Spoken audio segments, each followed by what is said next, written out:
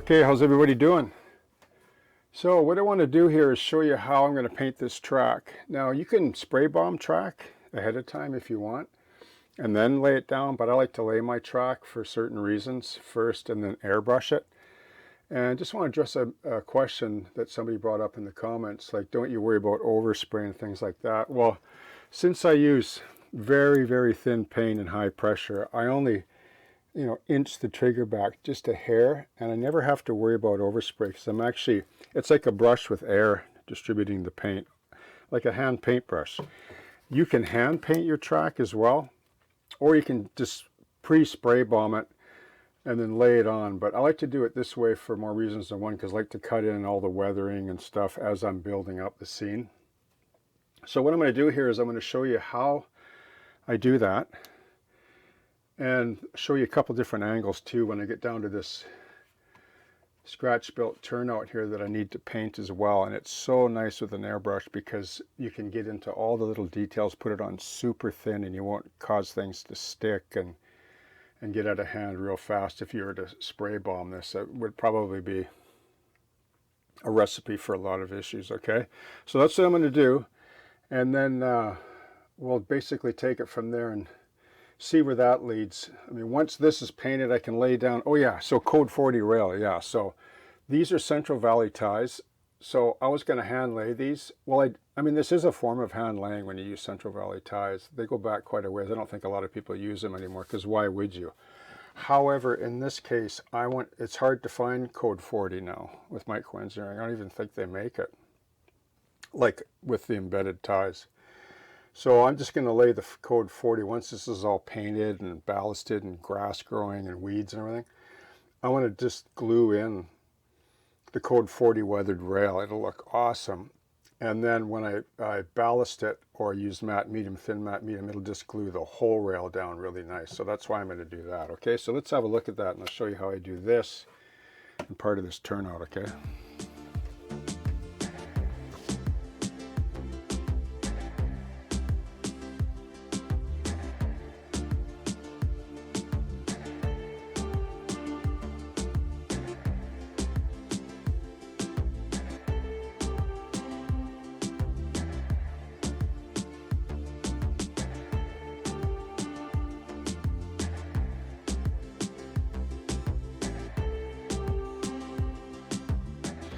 Okay, how's everybody doing? So I'm going to paint this turnout now, and I'm just going to mention a couple of things about details. Like, I don't stress too much about consistency of details. Like, for example, like these turnouts that I scratch built, like they don't have tie plates. If you want to put tie plates on and do Proto 87, do it to your heart's content. I don't care. If that's what floats your boat, you should do it. Now, these ties here do, and all my focus really is going to be when I'm switching out some grain cars here, and I want the code 40, more prototypical tie plate. Like, I'm going to use this as an exercise to practice and paint and enjoy it in the same way I do with this. But by the time I paint this, weather it, ballast it, like I don't notice. Somebody might, but I don't really care. So the trade-off is I get a way better turnout than any commercial turnout built. And that goes without saying, right? Just read Paul Mallory's book and it'll enlighten you on that one. So you just don't, like, manufacturers just don't have the budget to manufacture custom-made large curved turnouts. So that's why you build them yourself. And they function way better and they wire better. I just love them. Now, if this was then I probably would do tie plates. But most of the track already has tie plates, and if you're into painting the tie plates as well separately or just blending them off, that's up to you. But so this is just raw umber, to me, raw umber. And once again, raw umber is black and brown, right? So I'm going to basically just come in here and I'm not trying to paint the turnout all in one go. I'm doing it in a series of super thin layers, right? And if I'm only inching the trigger back by a hair with, like, at least I have like 40 psi here, very thin paint. A lot of people don't understand this. I think sometimes they just think an airbrush is a spray bomb or something. No, they're not. It's the furthest thing from the truth. An airbrush is like a paintbrush, but the air is driving the paint onto the subject. So if you can get that philosophy down and just learn to think that way, that it's about doing like this,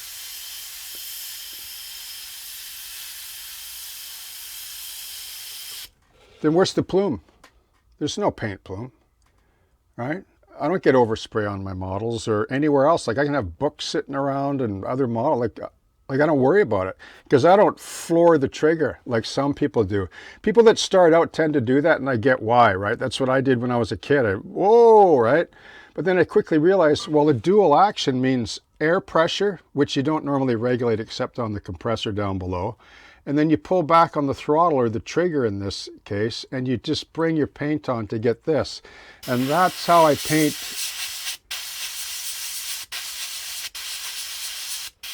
That's how I paint individual ties, right? And you always have the soft edge, right? And then I can come in here.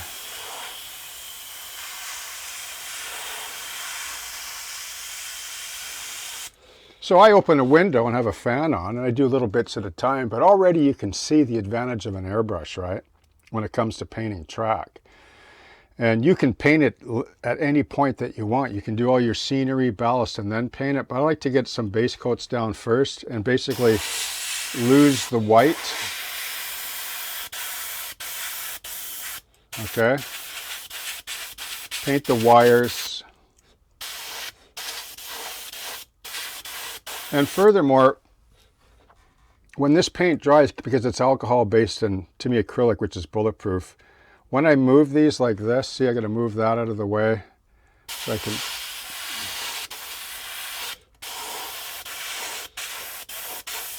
Because the acrylic dries so fast, and even quicker because it has IPA for solvent, is I can come in here and move these points within like a couple of minutes and they're not sticky. It's good to go. And then I can take a sock like over my finger with some IPA like this, and I just wipe the top of the rail like this. See this? Look, I mean, I'm not even using solvent here. Look at that. I can just, with my fingernail behind the, okay?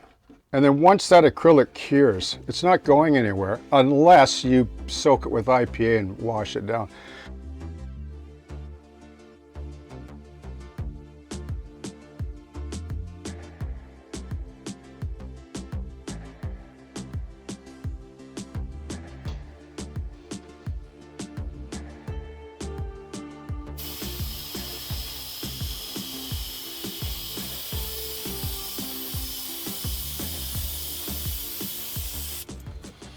So this is Tamiya Earth XF52, one of my favorite colors. Hashtag no sponsor. I use Tamiya and I have been for, I don't know, 30 years now. I'm not going to change. I had somebody say to me a while back, oh, have you tried this paint, such and such. And I thought, why? Like, why would I try another paint? It's not going to make me a better painter. The paint, like the latest, greatest paint, won't make you a better painter. It has nothing to do with it. Paint has everything to do with application, practice and application. Like, why would I change like the paint that I already have for another paint? To make me a better painter? No, I'm going to be a better painter if I use the paint that I have in practice, right? That's what'll do it. So you can see that I'm toning down random ties here with a bit of earth. I'm not worried about tie plates yet. I'm going to cut those in later. I can do them, I can put masking tape along here and spray them all rust, like 4 strips of masking tape, but don't tape over the tie plates. They're actually quite nice on these Central Valley ties. They're actually nicer than micro-engineering. Like the actual shape of the plate, is actually shaped. On micro-engineering it's not, but these are. They look like tie plates. Okay, so see this tie plate here? See this flange? Okay, see that? Well, on these ties here by Central Valley, the tie plates are exactly like this. On this micro-engineering flex track, they're just flat plates. So they're not 3-dimensional tie plates. they look pretty good, but the Central Valley are a cut above the micro-engineering. That's why it's nice to use. Nobody ever uses it anymore, but it's still available. And you just drop in your own rail, and they have little retainers. It clips right in, so you're good to go. And by the time you ballast and use matte medium, it'll capillary underneath the rail base, and also glue the rail once it's painted. Like once you paint the rail like this is code 40, right? It's going to look awesome on this little spur. Well, I'm just going to lay it in. It just sits into the, like it sits in here like this. The rail, like the code 40 is a little bit out, but you're not going to see it because I'm going to have it up against where it faces outwards and ballast and everything, like you want to see it. But code 70, code 83 fits perfectly into this Central Valley tie. Like it's a type of hand laying, but it's easy because you can make beautiful curves because it's all attached on one side, right? And then you paint the rail separately after you paint and ballast, and it's so nice and clean, and it just looks awesome, right? Okay, that's how good they are. And then you just add your own rail, and I'll show you the rail I'm going to put on here in a second. So I'm just going to tone down some of these. You can see once again it's just tinted IPA. Like look how thin this is. Like see how the bottle's cleared? Like see that? Look at it. It looks like muddy water, right? You can only do that with an airbrush, right? And like I say, you push down and all the way down. That's it. It doesn't, like, you can't regulate air with this button. You can only turn it on, off, on, off, on, off. The only thing you can regulate with the dual action is the paint flow. So I got set at 40 PSI, which is what I shoot with. So there's full air. I set it at 40 PSI down at the compressor. And then I just think in my mind, I just pull back. Watch the tie, watch. See there? And you learn to regulate the paint by just thinking in your mind and pulling back. There's no plume or no cloud of paint. And if I don't like that, I can just hit it with more. Like you learn to use your airbrush, right? See there? I'm just going to leave that. It looks kind of like this. Sorry for the washout here. You can't highlight almost black rail with like a gray photo. It just like you can't. Like white balance won't do it either. But anyway, that's basically what I'm going to do. Is I'm going to use this earth color to do that with, and then I'm going to use this buff for final highlights, XF57, in the same way it's thinned, in exactly the same manner. But you can see here, look, see that? Like, look how thin that is. It's already settling. You shake it up, and then the advantage to that is when it settles in here, you get the feel of it, and you know where it is. The pigment's sitting on the bottom. You can go like that quick and actually mix your paint on the fly. And when you see more IPA coming out, you take advantage of it to melt the layer underneath to get different blends and colors and stuff.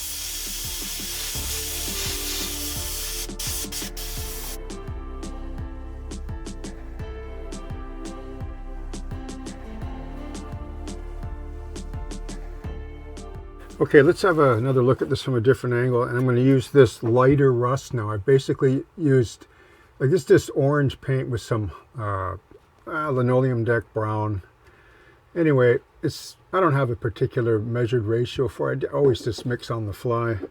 But the point is that it's basically tinted. It's so thin, it's like tinted IPA. And another reason why I use IPA is I never have a clogged airbrush. Never, ever does it clog. And if I need to clear the tip, I just floor it, like all the way back, like that. See all that? No, it's just air now. I'm just blowing air. You'll get used to your airbrush after a while, and you won't even think about it. Like, you won't even think about like the mechanics. It's the same as driving a car. Do you actually think like incrementally when you're pushing down on the gas pedal when you drive? No, it's just in your head, right? In your body. It's like your foot, the pedal is an extension of your mind, right? That's the way it is with airbrushes when you practice. It doesn't take long. So this is so thin that even if it gets away on me, it doesn't really matter, because I can come back. If you make mistakes or you don't like it, just come back with another color, and it just adds another layer to your weathering. So I'm going to just pick out some of these. I'm not going to do them all evenly. I want to sort of randomly pick out a few. because they get changed, you know. Like not like when they replace ties, sometimes they'll replace the tie plates as well. Not always, but you know, they get pretty rough too after a while. So you can see how the track ties and everything is coming to life. I haven't put any buff on this yet, but I will. And if I'm in the mood, I might even, you know, just mist this down with a spritzer with Vallejo and just hand touch, like flood in some wet on wet, because this is a really aged part here. And then what's going to be really nice about this is, you know, doing it this way. Like this is the advantage of hand laying. Like this is a form of hand laying, except you're not gluing down wooden ties, but you get the beautiful, even, you know, pretty much even track and beautiful curves when you use the Central Valley ties. If you really want to do a nice spur, this is the way to do it, right? Okay, and the smaller rail too. It really shows, like this is code 70 and this is code 40. So I'll just, in closing, I'll just show you this, like the difference. Like, is that upright? Yeah, boy, I can hardly see that now. This is basically, you know, the minimum rail that people use for end scale, but there's no way it's going to be spur and end because it's just too high. But it would be like really heavy main, class 1 main. But you can see the difference there, right? Okay, so it's going to be awesome.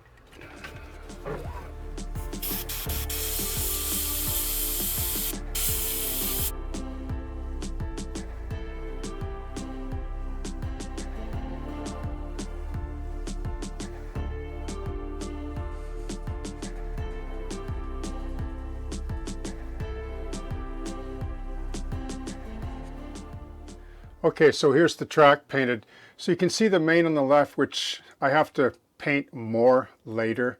I got the base coat of Tamiya rail brown there with just a thin hint of highlight. So that's still in process. But on the right, I'm almost there. You can see the spur. Really happy with the way that turned out. You can see the tie plates, right? Aren't they nice? So the rail I've painted over there on the right. So I won't put the rail down until it's all ballasted. Then it'll be a nice clean application. It'll look really crisp and nice. You can see the slurry pond down there. I just dumped my flesh tone or whatever, mauve, in there basically, and I'll gloss that up. But that's pretty close to the color, maybe a little bit more cyanide gray or brown hint in there, but I like where I'm heading with that, right? Because that's the whole point, is getting there with layers of paint. So you can see that it looks really cool, I think. And then you can see down here where basically is I'll take some code 70 and I'll solder with some rail joiners the way I do it. Just crush them down and then solder the 40 on top of the rail joiner and then slide them right into the code 70. You can go code 70 down to 55, down to 40, but I don't think in this case it's necessary. I have photos actually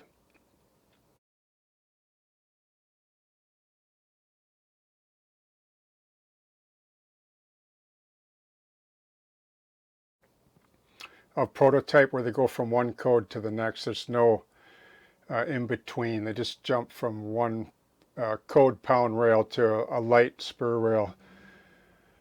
Okay, so that looks pretty good, but that's all base work to me, all right? In closing here, so all my airbrush work is done. Now I can do touch up with traditional brush and, you know, Vallejos, picking out ties and, you know, the odd new tie replacement as well, okay?